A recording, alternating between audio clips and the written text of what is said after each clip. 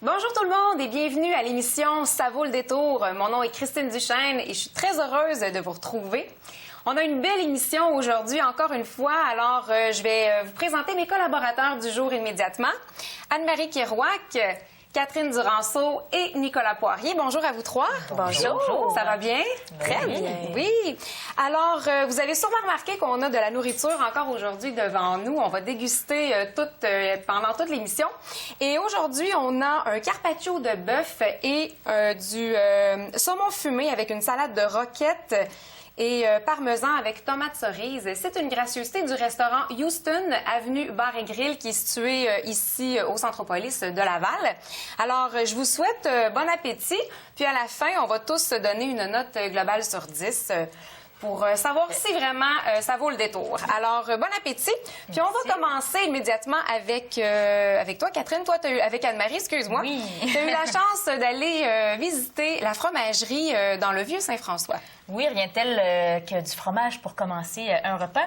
C'est une fromagerie, donc, qui est à Laval, dans le Vieux-Saint-François, qui s'appelle la fromagerie du Vieux-Saint-François. Une fromagerie qui fait exclusivement du fromage de chèvre. Hey. On aime ça. Oui. Les chèvres font partie de la fromagerie parce que la ferme, en fait, l'endroit où les chèvres sont, c'est juste attenant à la fromagerie. Donc, quand on y va, on a la fromagerie d'un côté, la boutique, l'endroit où le fromage est fait, est transformé, pasteurisé, transformé. Et juste à côté, bien, on a les chèvres qui sont là. Il y a environ 120 chèvres qui sont présentes sur donc. Ah, quand même, c'est... Oui, 120. Et des 120, il y en a 70 qu'on dit laitières, donc qui produisent le lait qui sert donc à faire ces fromages.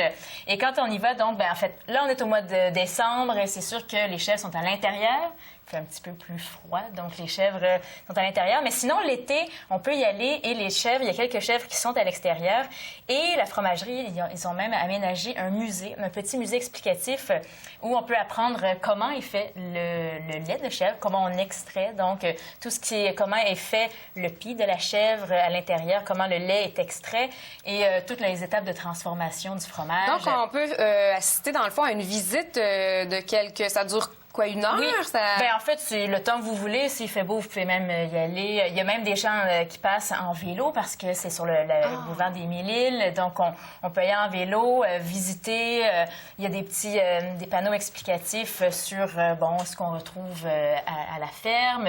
C'est une ferme qui est là depuis 1996, dont la propriétaire, c'est Suzanne Latour, qui est là, en fait, il y a quelques personnes qui travaillent, elle qui travaille, son fils qui l'aide à traire le lait et il y a 3 autres employés qui font la transformation du fromage.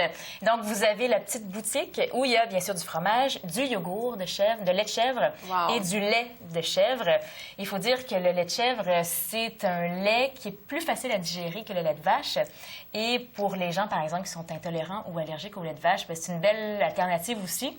Parce que les gens qui ont des intolérances au lactose n'ont pas de problème avec le fromage de chèvre. En fait, c'est ceux qui ont des intolérances aux protéines bovines qu'on retrouve dans le lait.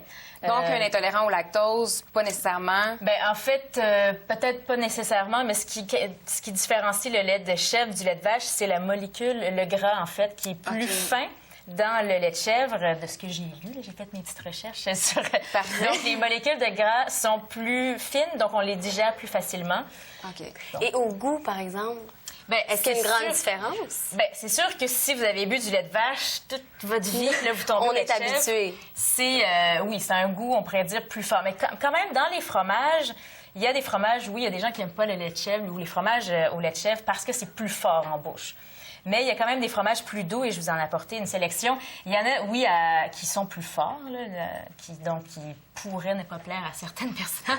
Mais sinon, il y a une belle façon de commencer avec certains fromages à pâte, comme celui-ci qu'on appelle le Petit Prince, entouré de ciboulettes ici, qui est très, très doux.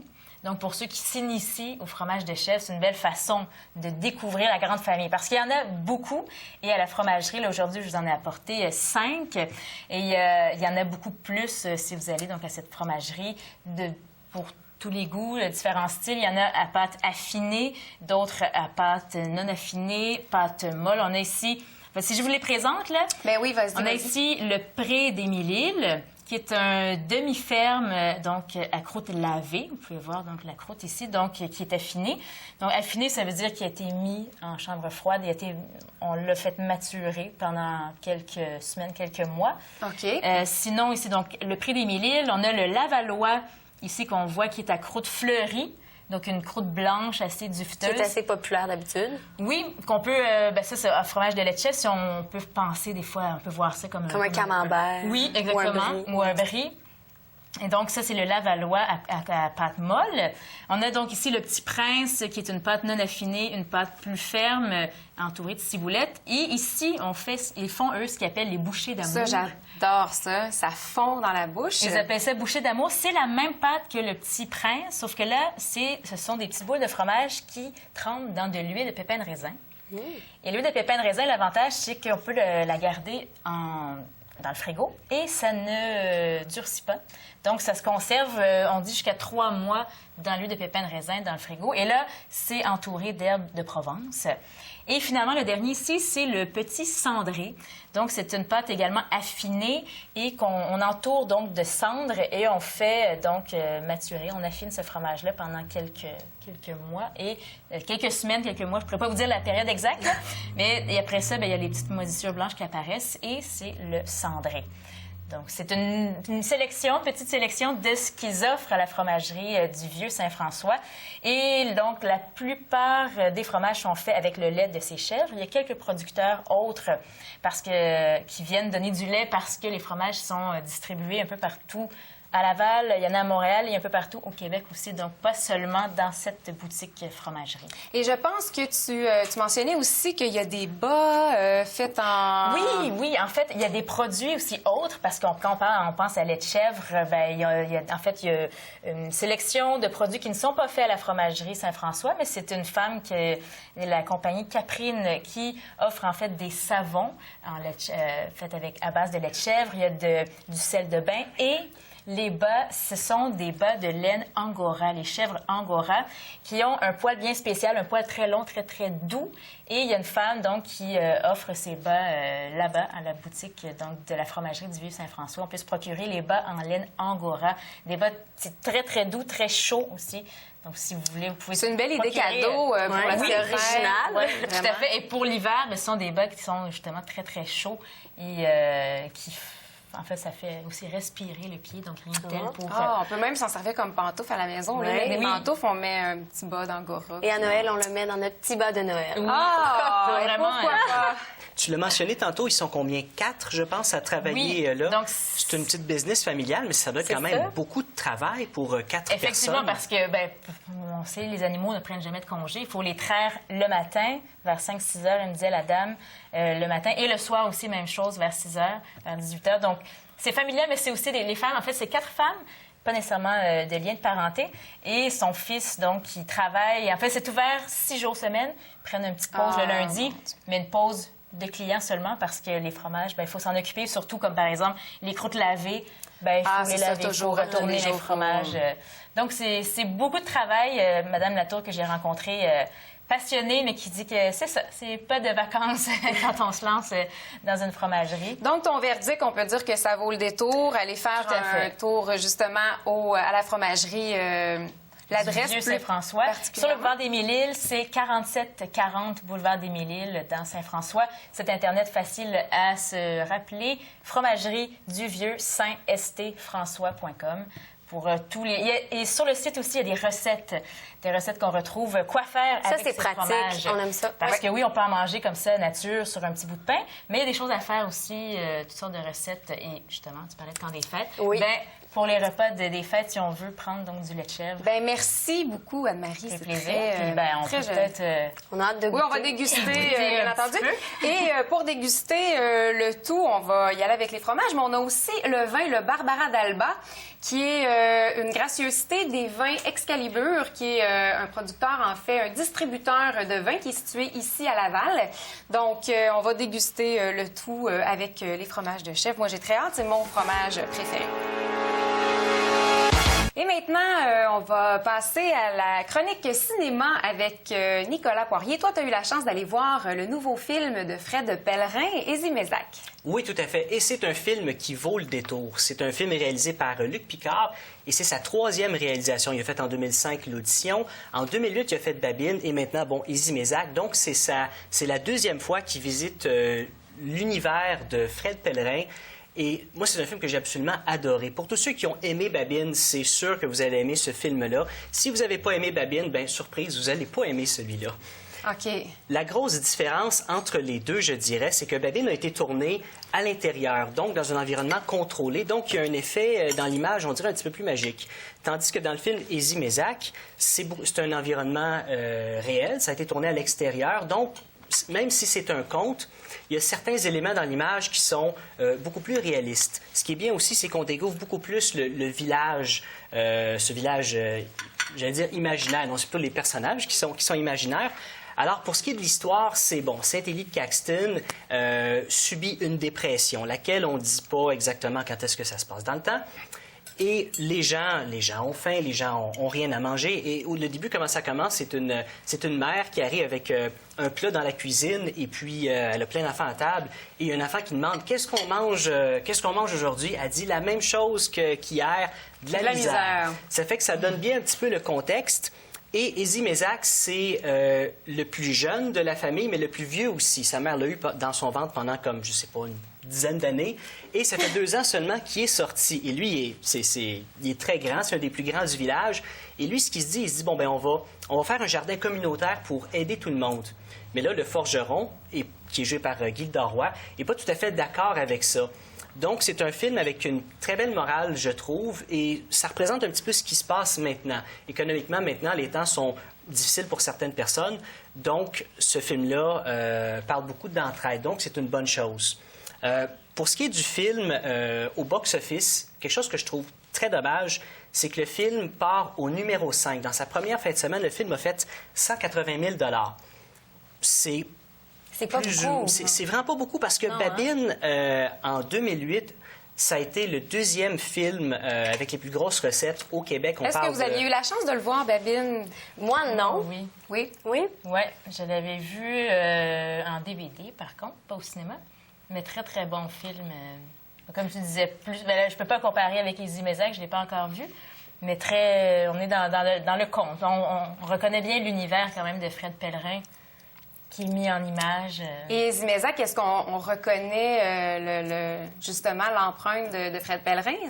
Oui, tout à fait. C'est la 2e fois que Luc Picard entre dans le monde de Fred Pellerin. Donc, je pense qu'il maîtrise très bien cet univers-là. C'est une très belle collaboration. Le produit est excellent.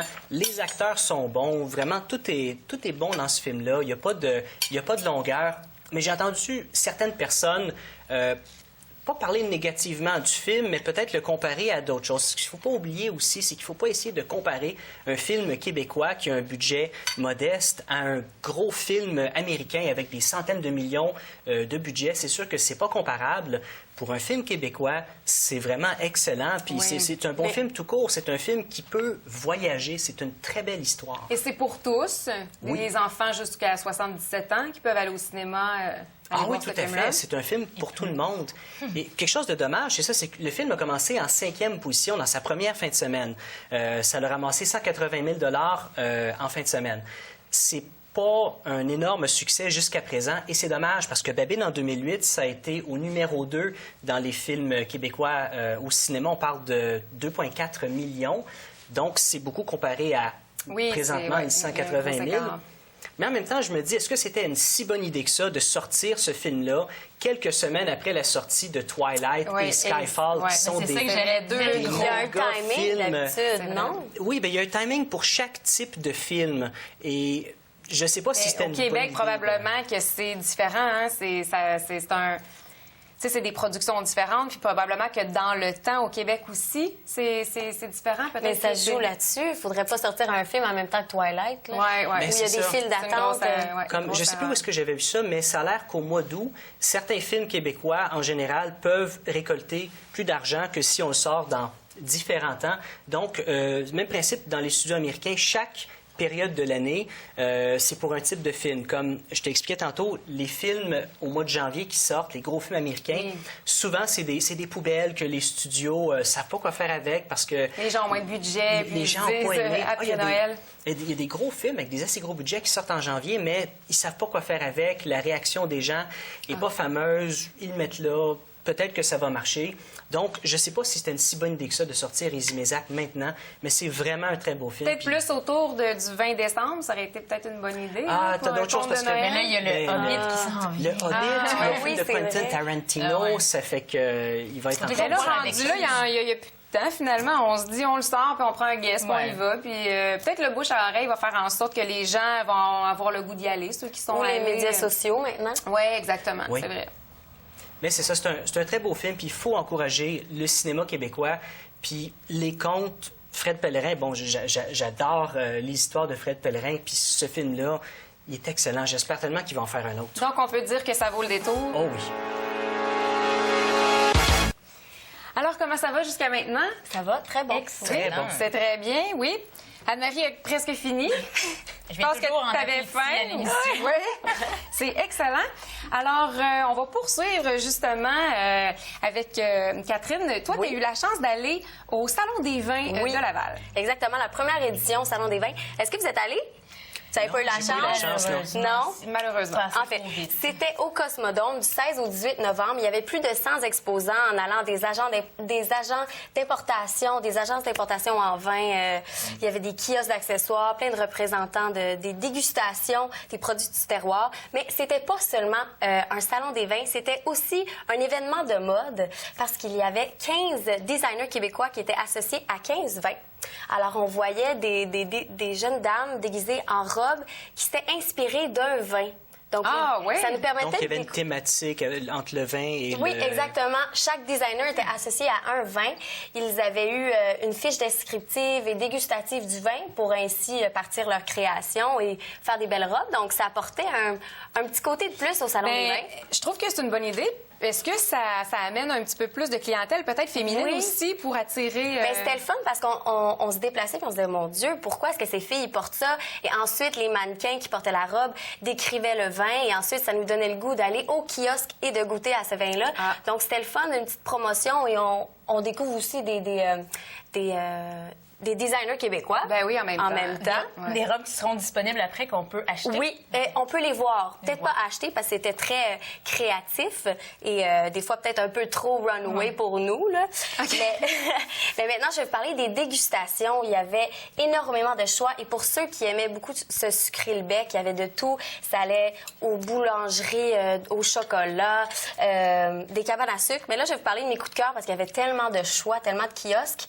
Alors, pour le chocolat, on avait un chocolatier Olivier Pifauda. Et lui, c'était un concept super le fun. C'était des petits chocolats et son concept, c'était de les prendre en 5 services, comme un repas à 5 mon services. Dieu. Ah oui? Donc, oui, écoutez, donc le premier devait commencer par le légume, le deuxième, le fruit, le troisième, une truffe, le quatrième, un cocktail, super le fun, et le cinquième, une grignotine. Mais attends, oui, de chocolat. Tout de chocolat, OK. c'était avec le goût, la garniture du chocolat, avec le mariage de... Alors, tout ensemble, on se demandait... Au début, j'étais sceptique. J'étais comme, mais là, on va voir si ça goûte vraiment. Mais pour vrai, on goûtait vraiment la garniture en allant de la betterave, la courge, un cocktail, un rum and coke. Je vous dis, c'était vraiment quelque chose. Je vous conseille de l'essayer. Alors, Olivier Pifauda. Aussi, fou d'érable. Je suis une fille qui adore les cabanes à sucre. Et eux, il y avait plein de produits d'érable transformés. Ils l'utilisaient dans des aliments qu'on n'aurait jamais pensé pouvoir utiliser à base de sirop d'érable. Il y avait de l'ail mariné à l'érable, du beurre d'érable bio, de la moutarde à l'érable. Et le beurre d'érable bio, c'était aux fruits et aux mûres. Et ça, c'était plusieurs producteurs d'érable de la région? Non, ça, c'était un producteur, OK. le Fou d'érable. OK. Et ils font toutes sortes de choses à base d'érable. Des liqueurs, l'érable, de l'alcool? Oui, et ils faisaient également du vinaigre d'érable bio. Ça goûtait vraiment le vinaigre, mais avec un petit soupçon de sirop. Et moi, j'adore vraiment. Donc, tu peux te faire des vinaigrettes à partir de ça. C'était super trippant.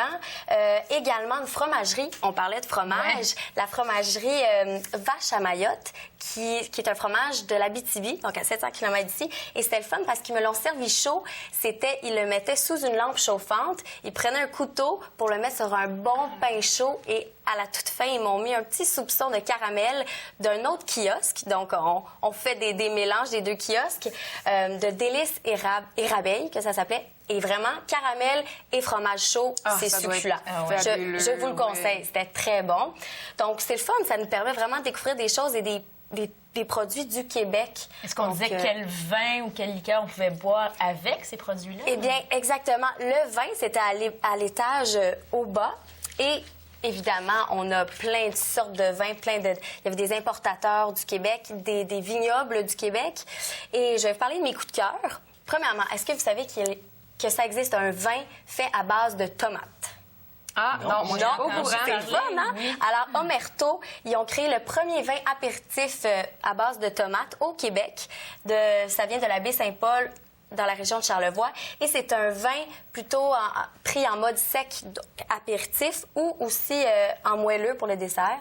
Et c'est un peu plus fort comme goût, mais c'est super le fun et c'est original. Et pour vrai, j'étais grandement étonnée. Non, Est-ce que c'est très alcoolisé? Oui, quand même beaucoup. Le goût est plus fort, donc il y a plus d'alcool dedans. Là, mais ça a été un de mes coups de cœur et une de mes découvertes. Et également, dans la région des Cantons de l'Est, on a un grand vignoble, le Domaine du Ridge, où ils produisent plus de 75 des vins. C'était succulent, ils ont une grande variété. Vraiment, j'ai adoré. Et un de mes coups de cœur, moi, j'adore beaucoup du vin blanc. C'est l'importateur, le Cellier des Cigales. Et le vin que j'ai aimé le plus, c'était la cuvée mosaïque, un bon Sauvignon. Alors vraiment, le Salon des vins, ça nous permet de découvrir toutes sortes de vins qu'on parfois on tenterait pas d'acheter à la SAQ. Oui, le fait qu'on puisse y goûter sur place. Exactement. Puis si on n'aime pas ça, on le vide, on en essaye un autre. Puis eux, ils veulent nous faire découvrir. Donc, vous aimez pas ce type de vin-là, on va vous faire goûter d'autres vins. Il n'y a pas de problème. Tout le monde a des goûts, on a des goûts différents. Donc, non, c'était vraiment Merci. C'est tout le temps qu'on a, malheureusement. Oui. Mais merci beaucoup, Catherine, pour les belles suggestions. Merci. Alors, la note globale pour le repas, c'est combien? Un bon 9. Oh, ouais. C'était 9 sur 10 pour le repas. Et pourquoi qu'on a donné 9 sur 10? Bon, on a enlevé un petit point, là, parce qu'il y avait peut-être quelques morceaux de carpaccio avec un peu trop de poivre. Et t'aimes beaucoup le poivre. J'aime le poivre, mais il faut qu'il soit bien réparti. Bien réparti. Puis la perfection n'est pas de ce monde. Donc on va y aller.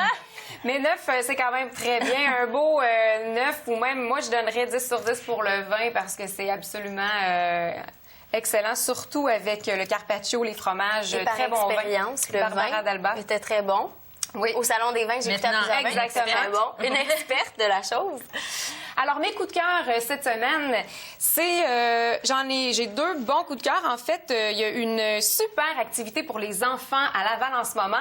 Ça se passe à la bibliothèque de Philippe Panton, qui est située au 47 boulevard Arthur Sauvé. C'est l'histoire de Casse-Noisette, mais racontée pour des enfants de 3 à 7 ans. Et ce qu'on fait, c'est que c'est le lutin Pirouette qui raconte l'histoire de Casse-Noisette aux enfants. Et on donne des costumes aux enfants. Il y a des gâteries sucrées pour les enfants. Donc, on les incite vraiment. On va les inviter à danser un peu à la Casse-Noisette. Alors, c'est vraiment une belle activité. Ça se passe le 9 décembre prochain. C'est à 14h. Je le répète, c'est à la bibliothèque Philippe Panton, située au 47 boulevard Arthur Sauvé. Et c'est à 14h. Et puis, vous allez pouvoir retrouver toutes les informations sur le site de TVRL.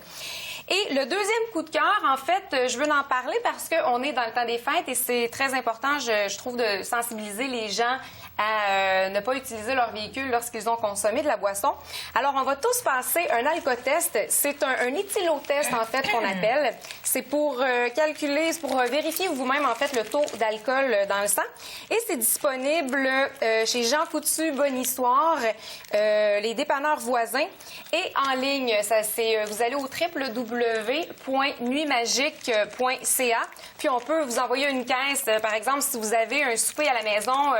que vous avez 30 invités et que vous avez envie d'en acheter en quantité industrielle. Alors, on va vous en Mais c'est une belle d'en envoyer. initiative parce Oui. qu'on n'y pense pas puis on se dit j'ai bu un verre, bon, je vais prendre la chance, je vais conduire. Mais pour des étudiants comme nous, ça vaut la peine de le faire. Vraiment, vraiment. Je pense que Ça c'est peut vrai. sauver des vies. On Puis, peut avoir dépassé la limite et ne pas le ressentir. Ben, exactement. Évidemment, c'est toujours ça qu'on. Alors, se nous, on dit. a consommé pendant le souper. Alors, on va vous montrer comment ça fonctionne. Vous allez voir, il y a vous allez comprendre pourquoi on dit qu'on souffle dans la balloune, parce que c'est exactement ça. Alors, on doit casser les deux embouts Une toute première là, pour moi. de chaque côté. Je ne bois jamais. Jamais. Alors, Alors, je vous on a suis. un embout, le blanc. On enlève. OK. Deuxième embout, le rouge. Je Ouais, suis. c'est plus dur qu'on pense. OK, on enlève le blanc. imaginez si on avait bu là, deux, trois Ouais, c'est vrai ça, hein? Si on a bu, Oui, ça- c'est Il y en a un quand petit même- peu on qui est demande tombé à à quelqu'un terre. qui a mais moins ça se bu. fait quand même. Vous pouvez prendre. Bon, on enlève ça. On enlève Ensuite, le blanc. Et moi, j'ai bien comme ça. On enlève, OK? Ensuite, on va prendre le bout blanc ou rouge. Juste une petite seconde. On insère le bout blanc à la fin du avoir de la sac. force. L'avez-vous? OK. On a un peu de misère, je pense. OK, on l'a. Ça va, Comme ça ça. va. Bout blanc. Et dans on le sac. doit souffler pendant une vingtaine de secondes ou Donc, jusqu'à le bout temps. blanc a été retiré. On le vide. C'est bien ça? Bon, alors, on souffle. Avec une longue et unique expiration. Oui. Est-ce que vous êtes prêts? 2 petites Moi, je suis pas secondes, trop j'y sûr de arrive. comprendre encore comment ça marche. Toi, tu OK, dois mais enlever toi, le t'as bout. arraché le bout blanc. Oui. Ah, fallait pas Ah, l'arracher. faut pas. T'es allé un peu trop loin. OK. Donc, Bon, on ben, moi remet. et Anne-Marie, on est prêts. Vous êtes Alors, prêts. on va y aller. 1, 2, 3, go. Oh J'ai non. l'impression que ce segment-là va se retrouver sur YouTube. Tiens. Ah ah, comme ça, merci. Toujours les femmes qui sont en contrôle. Donc, là, on pousse. Là, faut pas arracher le bout rouge non plus. Là. Alors, voilà. Et puis là, on doit enlever... C'est chaud, ça. Oui, ça devient chaud. On doit enlever, on presse sur le ballon pour envoyer notre souffle, en fait, notre respire on à l'intérieur. OK. Ah ben, Pourquoi c'est difficile? j'ai échappé. Oui, c'est très difficile. Faire souffler, oui, c'est vrai, c'est quand même très difficile. Sauf que, bon, normalement, ce qui arrive lorsqu'on a dépassé la limite permise, qui est 0,08, maintenant, en fait, c'est pratiquement, c'est même plus 0,08, hein, je crois. Oui, que c'est 0,08. Avant 22 ans. Avant 22 ans. Les petits grains jaunes à l'intérieur deviennent verts. Alors, si on atteint la limite. Bon, ben, on est correct pour conduire. Nous, on est correct pour conduire, aucun problème. Alors, c'est comme ça que ça fonctionne. Faut être patient. Hein? J'imagine que les gens qui sont très en boisson, ça peut être un petit Mais peu regarde, moi, difficile pour je ne eux. suis pas en boisson, puis je l'ai échappé. Donc, Nous, moi, Alors, j'aurais- Non, mais toi, t'as pas vidé le beau rouge. Bon, ben, Pas regarde. t'intoxiquer. Mais quand même, bon, ça peut sauver des vies. Alors, hein? Dans le temps des fêtes, l'éthylotest. Alors, Ou voilà. nez rouge. Alors, en terminant, ben, moi, je veux vous remercier pour vos bonnes suggestions, vos bonnes adresses et pour le film qu'on peut aller voir dans le temps des fêtes, déguster du bon vin, puis acheter des bons fromages locaux. Alors, merci à vous. Puis, nous, on se revoit la semaine prochaine à la même heure, même poste. Et soyez avec nous parce que vous allez voir, ça vaut le détour. Merci.